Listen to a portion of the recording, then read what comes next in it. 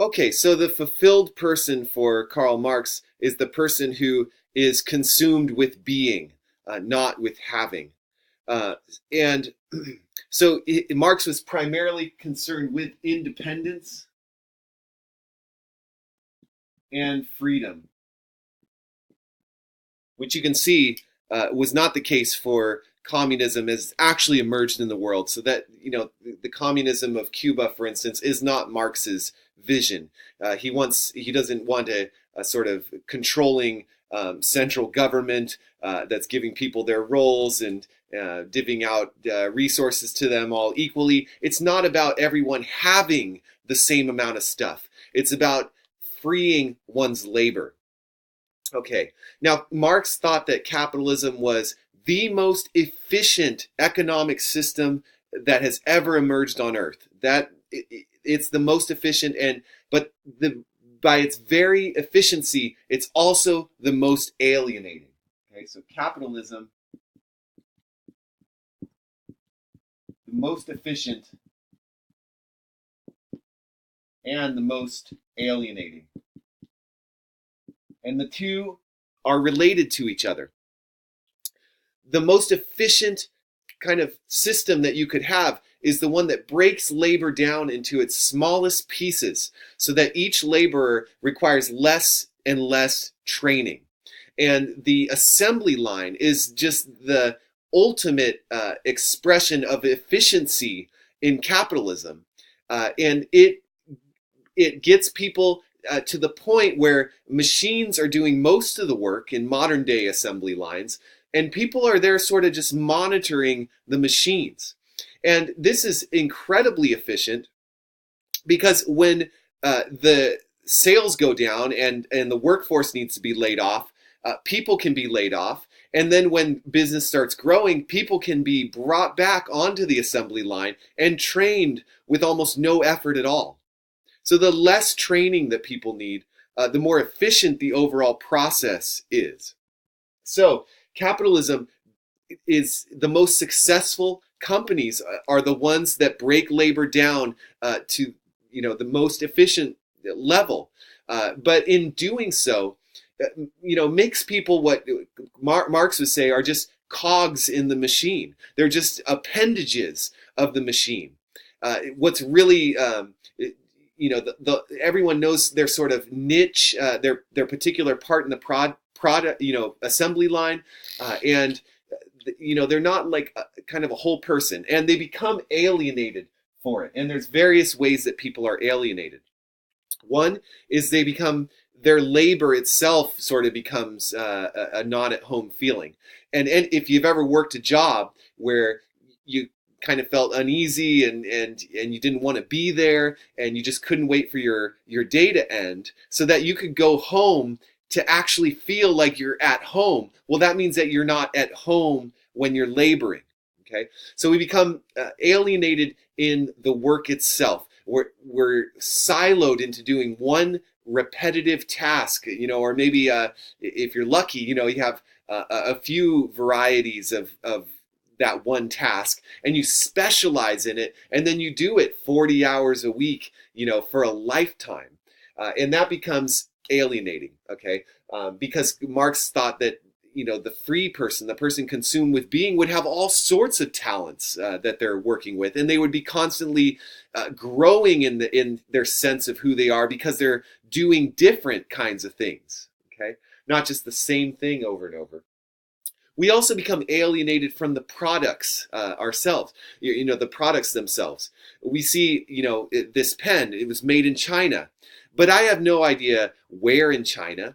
I don't have any familiarity with the factory. I have no familiarity at all with the people who actually worked on this pen, or the people who marketed it or created this logo or anything. I mean, the whole product kind of has an alien feeling to me. And that's the case with almost anything that we come upon. We don't really know who made it, whose hands were on it, and where exactly it came from. So the products themselves sort of become alien to us. And you can contrast that with, uh, for instance, I went out and I made a bookshelf, and it's the ugliest bookshelf that you can imagine. But I'm not, and even then, I'm not sure where the wood came from. I bought the wood, and I'm not sure where the paint came from. But at least the shelf, I know what it took to make it. And when I look at that shelf, it's the least attractive piece of furniture in the room, but it means the most to me. I look at it and I get a sort of a warm, fuzzy feeling that IKEA furniture, like these bookshelves that you're looking at here, they could never give me. There's some satisfaction in assembling an IKEA bookshelf, but you don't recognize your own powers, when you put an IKEA bookshelf together, the same way that you would when you just have raw materials and you put it all together. Okay, so we become alienated from the product. We also become alienated from each other, because capitalism really has us competing all the time. And even when you work for the same company or group, you're competing for a better raise than your colleague, or a better title, or if you work in sales, you want to outdo your coworker in sales. You want to get recognition from the boss. So we're always competing with each other too, even when we're working towards the same goal. Okay, and things were especially bad during Marx's time, and a big reason they're better now is because of Marx and his arguments and the labor movements that have emerged for it. But when Marx is writing, people are literally just being used as a means to an end.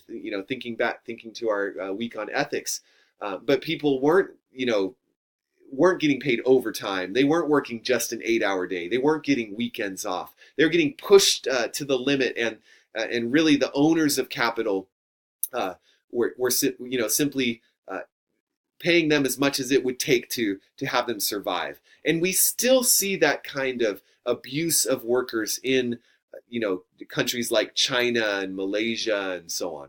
Okay, and if you did the ethics paper on Foxconn factory in Apple, I think these arguments Marx is making about the alienated worker are as relevant today in those parts of the world as they are anywhere. But Marx thought they applied anywhere where there's capitalism. And they didn't just apply to the proletariat or the working class. He thought all people in a capitalist society were alienated. And sure enough, I've had the job I had before Clark, the boss that I had, he was an absolute tyrant. You feared him, and he would could go off on you in a second. You sort of worried about that. And maybe that was him being authentic. But sure enough, if you went out in public with him and he's meeting with potential clients or other people in the industry, he was a completely different person. So even as he's an owner of the company and part of the bourgeoisie, as Marx would say, he's still was a bit alienated in that he couldn't always express himself as he is. So that should give you a good idea of Marx and the concept of the person. And the last thing I want to say is that Marx thought that communism would necessarily arise. So the way that he saw history unfolding is that he saw people in economic relations, of course, always. And then there would be an innovation, something new that would change the economic relations. So an example is in feudal society, suddenly the steam mill was created, through the work of people. And feudalism was where a lord had, possession of land, and then serfs were dedicated to that lord and worked the land in exchange for protection. Okay, so it was sort of plot by plot. But then the steam mill comes, and not every lord could own a steam mill. That had to be owned collectively. So it changed economic relations, and it brought about, through that technological innovation, new economic relations. So from economic relations, we get technology, and the steam mill, okay, which required new economic relations. So once the steam mill is created, we suddenly need an agile group of workers who are independent and autonomous, so that when the steam mill needed workers, the owners of the steam mill could bring them on, and when the steam mill's production went down, they could be let go. So that brought about capitalism. Okay, so the technology came first, and then the new economic relations. And with that, somewhere, about the same time, we get a cultural superstructure.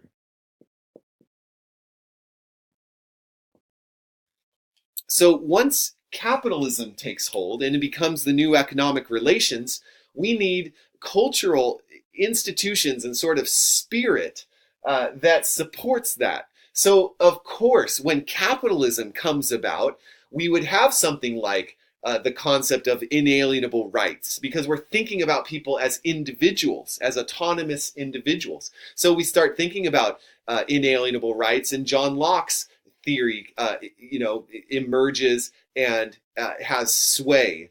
And we start to look at people as being independent, and we start seeing democracies emerge. In the U.S., people are given a vote. It's because capitalism has taken hold, and we need a sort of superstructure that supports it. And of course, education and the grading system and all education sort of prepares people to be skilled, workers in this specific kind of economy. Okay, so all the things that we value, today, in terms of our independence and the freedom of speech and the freedom, of religion and all these freedoms that we have, this individualistic way that we're looking at, which isn't a bad thing. I'm not saying it is, but for Marx, it is a necessary step, in history. It emerges out of capitalism. So his vision of communism was never going to be forced on the world.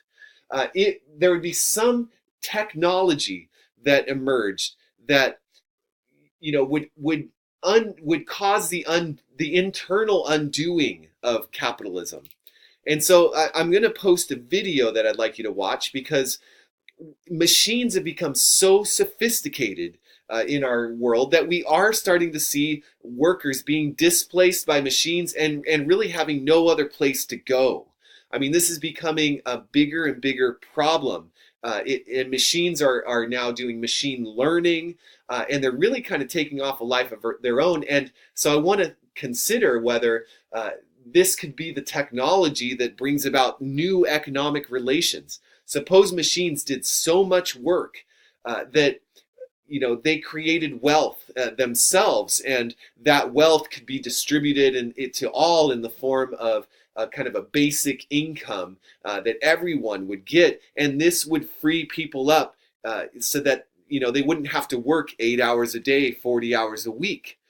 They could make their living and then free up their labor to do things that they want, like build a bookshelf in their garage, because they have the time and the energy to do that and to use their labor to make the world their own and learn about themselves, not in a passive way, but through their work.